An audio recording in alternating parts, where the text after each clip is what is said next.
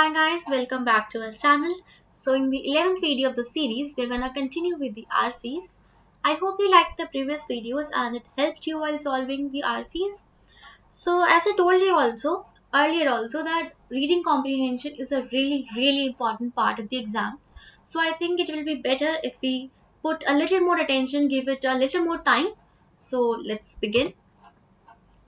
Let's read the passage. Few realize that the government of China, governing an empire of some 60 million people during the Tang dynasty, implemented a complex financial system that recognized grain, coins, and textiles as money.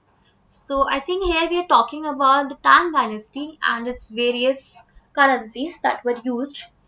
Coins did have certain advantages. They were durable, recognizable, and provided a convenient medium of exchange, especially for smaller transactions. However, they were also disadvantages. So now they are now talking one by one about the different currencies. Coins is talked about the first. So let's start it. Let's continue. A continuing shortage of copper meant that government mints could not produce enough coins for the entire empire to the extent that most of the government's dynasty's history, coins constituted only a tenth of the money supply. So coins के बहुत advantages थे कि वो durable थे, easily recognizable थे और convenient medium exchange थे but उनके साथ एक प्रॉब्लम ये थी कि इतना कॉपर ही नहीं था गवर्नमेंट के पास कि वो इतने कॉइन्स जनरेट कर पाए कि पूरा इंटायर एम्पायर उसको यूज कर सके सो ये एक डिसएडवांटेज था कॉइन्स के साथ और one of the main objections to calls for taxes to be paid in coin was that peasant producers who could weave cloth or grow coin that the other two major currencies of the Tang would not be able to produce coins and therefore would not be able to pay their taxes.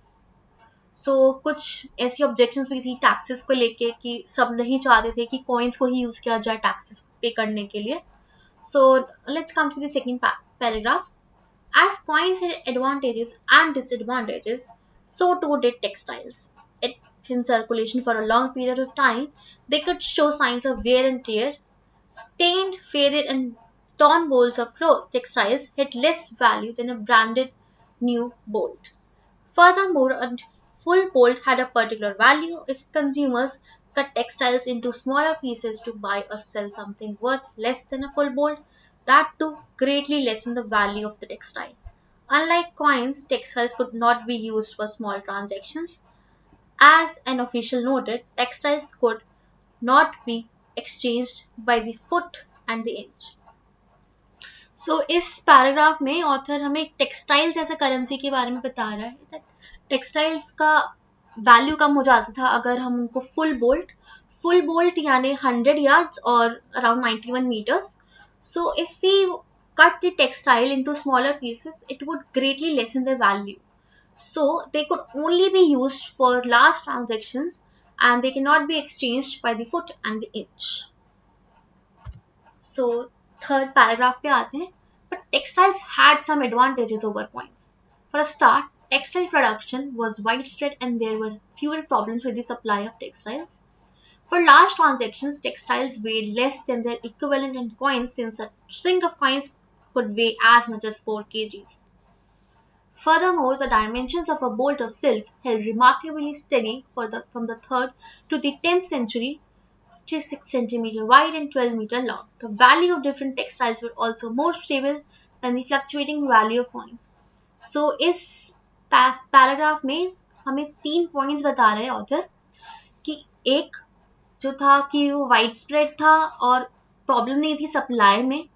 दूसरा that जो dimensions थी वो बहुत steady थी.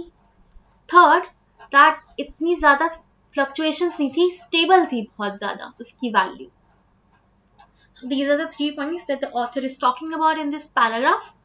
Now let's come to the next paragraph. The government also required the use of textiles for large transactions. Coins, on the other hand, were better suited for smaller transactions and possibly, given the cost of transporting coins, for a more local use.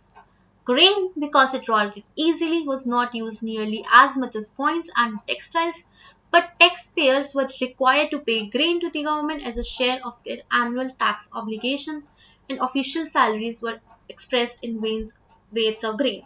So grain बहुत ज़्यादा use नहीं होता था, it rotted easily, but it still was used for official work, it still was used to pay taxes and for salaries. In actuality, our own currency system today has some similarities even as it is changing in front of our eyes.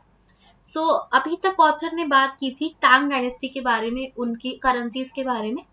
अब author compare कर रहा है हमारी आज की currency और टांग dynasty की करेंसी के बारे में. In actuality, our own currency system has some similarities. दोनों currency system में similarities हैं, even as it is changing in front of our eyes. We have cash, which is sometimes equal to coins in the Tang dynasty for small transactions like paying for parking at a meter, and banknotes for other items, checks and debit cards for other, often larger types of payments, as were used textiles in the Tang dynasty.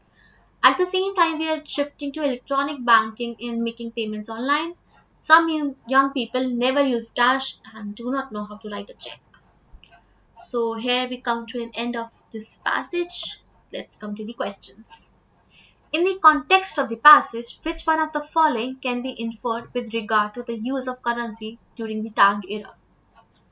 Okay, so the word here written is inferred, and whenever the word is written inferred, that we have to choose something that is inferred from the passage, we cannot choose an option which is directly present in the passage. We have to choose an option which is indirectly written in the passage, and we can only understand it, we can only infer it from that text. So let's see the options. Currency usage was similar to that of modern times. Yes, it was written in the last paragraph that they had some similarities. So currency usage was similar to that of modern times. So this can be our correct option, but let's still see the next options. Currency that deteriorated easily was not used for official work. Okay. So यहाँ पे बात हो रही है grains की. Grains को बहुत ज़्यादा use नहीं करते थे, but it still was used for official work. So this option is incorrect. Copper coins were more valuable and durable than textiles. This is incorrect. Copper coins were not more valuable and durable.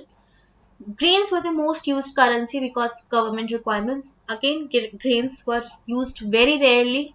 So the correct option is option 1. Coming to the next question. According to the passage, the modern currency system shares all the following features with that of the Tang, except that it uses different materials as currency. This is true. This is common between the two. So this is not an option. Its currencies fluctuate in value over time. This is true for both the currencies, and this is not a correct option. It uses different currencies for different situations. Again, this is common between the two. So it is going under transformation. Now, in the last paragraph, the author talks about that the currency today is going under transformation. But he never talks about the currency in the Tang era going into transformation. So this statement is incorrect. Hence, this option is correct. That this is not what was common between the two currencies. Third question पे आते हैं. When discussing textiles as currency in the Tang period, the author uses the word steady and stable to indicate all of the following except reliable supply. Yes, reliable supply थी, तो ये option हमारा सही नहीं हो सकता. Reliable measurements भी थे, तो ये भी हमारा ऑप्शन सही नहीं हो सकता, because we want to find an option which was not given in the passage. Reliable quality, again this was in the passage, so this is not a correct option. Reliable transportation. Now this option is a bit tricky because transportation की बात कुछ हुई तो थी हमारे passage में, but transportation की जो बात हुई थी वो coins के लिए हुई थी कि coins की transportation easy नहीं है. But the author never said कि textiles की transportation easy है या textiles की transportation के बारे में कोई बात ही नहीं की author ने. So यही हमारा option सही है, option 4. Fourth question पे आते हैं. During the Tang period, which one of the following would not be economically sound decision for a small purchase in the local market that is worth 1/8 of a bolt of clothes? So cutting 1/8 of a fabric from a new bolt to pay the amount. जैसे कि author ने बताया था कि अगर हम एक पूरे बोल्ट से, एक फैब्रिक के पूरे बोल्ट से हम अगर उसको निकालते हैं, अगर हम कट करते हैं उस फैब्रिक को, तो उसकी वैल्यू जो है वो बहुत ज़्यादा कम हो जाएगी. तो ये जो ऑप्शन है ये तो बहुत ज़्यादा इकोनॉमिकली साउंड नहीं है. So we can mark it and let's see the other options. Making the payment with the appropriate weight of grain. This is a good option. This is what we can do, and this is economically sound. So this can't be our correct answer. Using coins you issued by the government to make the payment. अगर coins available हैं तो this is a very good option. This is not the correct answer because this is a economically sound solution. So incorrect. Paying with a faded bolt of cloth that has approximately the same value. So now this is a tricky option. Now option 1 and 4, finding the correct answer between these two will be a little tricky. I'll tell you why. That paying with a faded bolt of cloth that is approximately the same value. You'll think कि bolt faded bolt of cloth है तो शायद ये बहुत ज़्यादा economically sound नहीं होगा, because यहाँ पे वर्ड जो यूज हुआ है फेडेड हुआ है, तो it can trick your mind, it can confuse you. But अगर एक क्लोथ की वैल्यू एग्जैक्टली सेम है जो कि हम खरीद रहे हैं उससे, और हम एक ऐसा चीज खरीद रहे हैं, हम एक फैब्रिक को काट रहे हैं ताकि हम उस परचेज को कर सके, तो ये वाला जो है ये हमारे लिए बेनिफिशियल नहीं है, ये हमें नुकसान देगा. So this is going to be a correct option, that this is not a good economically sound solution, and this is not a very good option. It is better that we use grain or coins, but it is a better option than option 1. So option 1 is going to be a correct option. So by this we come to an end of today's video. I hope you liked it, and I hope it helped you and it will help you further while solving the RCs. Best of luck, and you can follow us on Instagram. We provide daily quizzes, daily vocabulary, and some interesting facts on our page. If you have any query at all, you can DM us or you can also mail us. And on our Telegram channel, we provide PDFs for different study material. We also provide quizzes, but the questions are very different from that of the Instagram page. So if you want to check it out, you can do that by using the link in the description box. Thank you.